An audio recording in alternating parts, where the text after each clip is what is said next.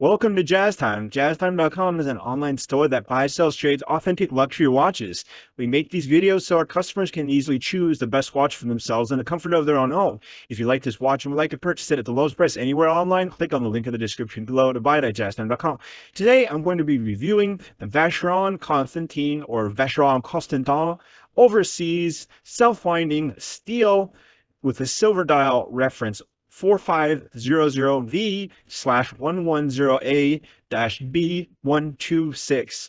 I will talk to you a little bit about the history of the Overseas, then tell you about where this watch stands in the lineup of other similar Overseas, then tell you about the case, bezel, dial, bracelet movement, finally try it on and give you my thoughts. So let's start with the history. The Vacheron Constantin also is derived from the 222. And the 222 is part of the similar family that was created in 1970s, namely the Audemars Piguet Royal Oak and the Patek Philippe Nautilus. Those two are the big juggernauts, probably the best two known sports watches on the planet. I'd say Royal Oak is number one, Patek Philippe's Nautilus is probably number two. Some could say otherwise, but at least that's the order that in which they came out. Vacheron being the other third biggest brand. Well, biggest, it's also up for contention, but they're definitely up there. They're not Patek, they're not AP, they're probably a third, not in number three, probably a distant third, but they still are third.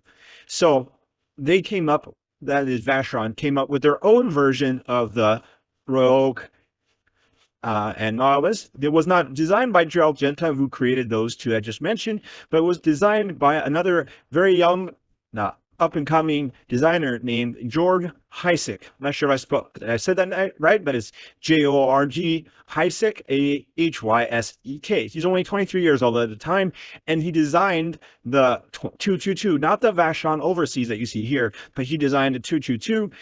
It started to look a little bit dated, and so in 1996, when Vacheron was in the midst of being bought out by the Richemont Group, taken over by the Richemont Group, a group of designers of that team that worked for Vacheron, namely Vincent Kaufman and Dino Modolo, launched their Overseas. So they took the 222, redesigned it, made it look a little bit more new, I guess you'd say, or modern, and then they released it as Overseas. And it did very, very well for them. In fact, it's probably their most desirable line, which is no surprise because for Patek and Audemars, their most notable line is the Royal Oak and the Nautilus. Not their most successful one, but it's definitely their most coveted line. It's the line that goes above retail.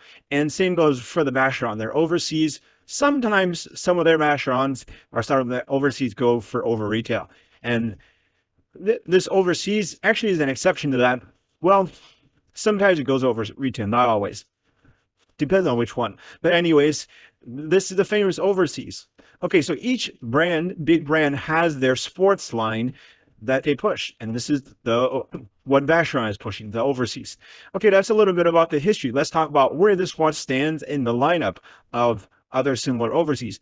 Now, you can imagine Vacheron having the Overseas line. They've had a lot of different variations of the Overseas because it is their most coveted line. So this is the most basic. So if you ask me where this watch stands in the lineup, well, it stands at the very beginning. Why? Because all it has is just simply time and date. It's the simplest Overseas you can get. Now, they make many variations. They make a chronograph, a dual time, a tourbillon, perpetual calendar, open work. Is very similar to how AP, Audemars Piguet, does their Royal Oaks in that they offer many different variations of it, and they do the exact same thing here with Overseas in different models, materials, some with diamond bezels, some for ladies, different dials on leather straps, on this and that. Actually, just the list goes on. They make many, many variations of the Overseas, and rightfully so. It's a very beautiful, good-looking watch. So they have it. They even make really expensive ones that are like $200,000 open work with tourbillons, and they're the long line to get those. Okay, but we're talking about this one. So this is the I don't want to say cheapest, but it is the least expensive of all the overseas in that it simply just has the time and date.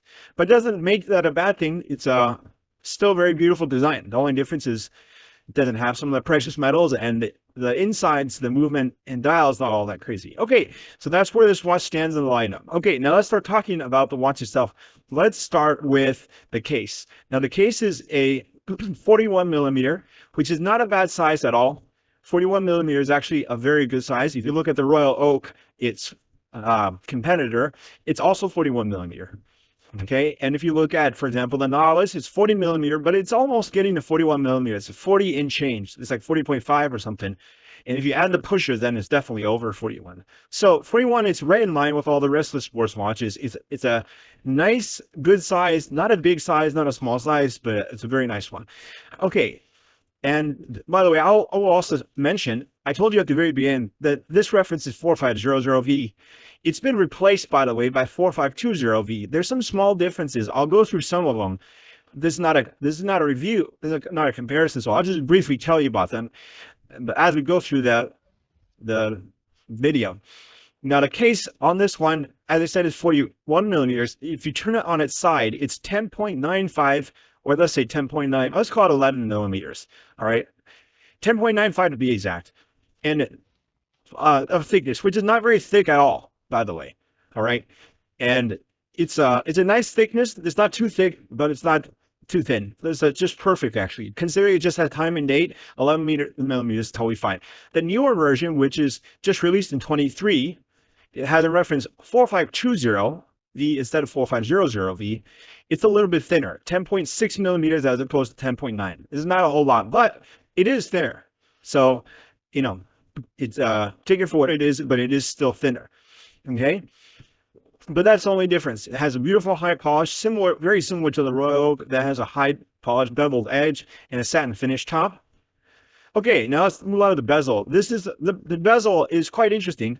It has not changed between this generation and the current generation, in that it has this sort of Maltese cross looking thing, this design here that has, you know, it kind of reminds you of the Royal Oak in some ways, but it has its own little character, and they kind of modeled it, I think, quite wisely and beautifully, if you ask me, after this Maltese, because the Maltese cross is their symbol at Vacheron, and they kind of made it, but they designed it into this bezel, so it just looks, I mean, the look of it speaks for itself. It's quite a beautiful design. The top of it is high polished. The back of it is, the plate behind it is brushed. Okay, let's move on to the dial here. The dial is also virtually unchanged. Some say that the dial might be a little bit lighter than in the silver than the previous, but I'm not sure I believe that.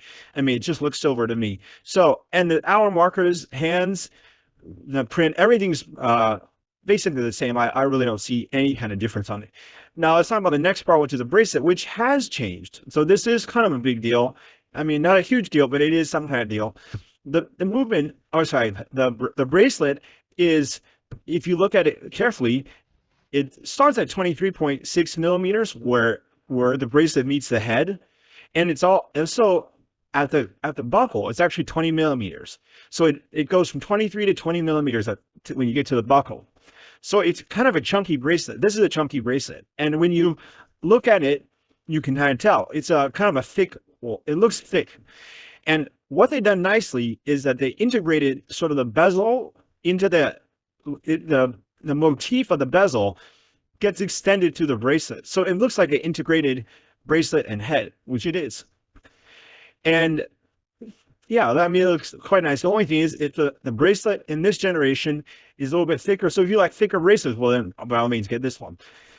But the newer versions, the bracelet tapers down to 18 millimeters, starting from the same 23.6 millimeters, going down to 18 millimeters at the buckle. So 23 at the head, 18 at the buckle. So it has a more of a pronounced taper to it, which makes the watch look a little bit more slim. And I believe the thickness, I don't know exactly what the measurements are, but I believe the thickness also is a little bit thinner, height-wise. And so, like, for example, instead of like 3 millimeters or so, or like 3.5 or 4 millimeters, or 5 millimeters is down like 1 millimeter or something like that. So it's just a little bit thinner of a bracelet. Okay, now the cool thing about these Vacherons is that the bracelet is detachable, and you can actually swap it to a leather bracelet or a rubber bracelet, just depending on how you want to wear it. Let's say, for example, you want to wear it with a suit, you could swap it to a leather bracelet, and it will look, very dressy. The same watch can be very dressy, or you could wear it in the pool, or in the hot summer or something like that. You can change it to rubber. So it's just a really nice way to be able to change the look of the watch, by just changing the strap. Okay, now let's move on to the movement here. Now the movement is a 5100 movement. It's actually unchanged from the previous generation and this generation. They're the same movement. So you might be wondering, well, what's the point? Interestingly, on the movement that you see in front of you, the rotor has a little bit of a cutout on this design. You see it sort of cut out. You can see like right next to the stars that are here, these little crosses. It's kind of a cutout. On the new generation, that's all filled in with gold. I'm not sure which I like better. It's just, to be honest, it doesn't really matter a whole lot. But anyways, that is a difference. But then again, it's not much of a difference. I mean, who cares whether it's cut out or not cut out? The movement is the same. It's just a beautiful movement. I think Vacheron does one of the nicest movements after that of Audemars Piguet and Patek Philippe. I don't believe they make movements better than AP or Patek, but that's okay. Someone has to be number 1, 2, and someone has to be number 3. But they still make a very darn good movement, and being third place is not a bad thing, especially when you're competing against Audemars and Patek. And the price point is lower too, and the trades on the secondary market lower too. So that's not necessarily a bad thing, but it's not to say the movement doesn't look good. It still looks very, very good. In fact, to me, it looks better than Rolex. It has a nicer finish. It has a more intricate rotor, and it's just overall the jewels, the balance wheel, everything looks tight, and the size. So it really looks fantastic in intricacy. It's not a Long & Zuna, it's not a Patek, it's not an AP, but it still is very, very high quality movement. Anyways, that is the movement, okay? So that brings us to the end. I've talked about everything here. Okay, time to try this watch on my wrist. Now, I'm 6 tall, 200 pounds, and I have a 7.5-inch wrist. As you can see, this 41 millimeter looks very nice on my wrist, and I would definitely recommend it for those who want to have a sports watch from a major brand, but not a Royal Oak or Nautilus that not everybody has, because those watches are very expensive, but that everybody wants. It's sort of if you will, a mainstream watch. This is also of that similar quality, not the same quality, but similar quality, very high quality, but that doesn't have that same look or similar look that a lot of people might have already. So it's a way to sort of have something a little bit different, but still a very, very high quality.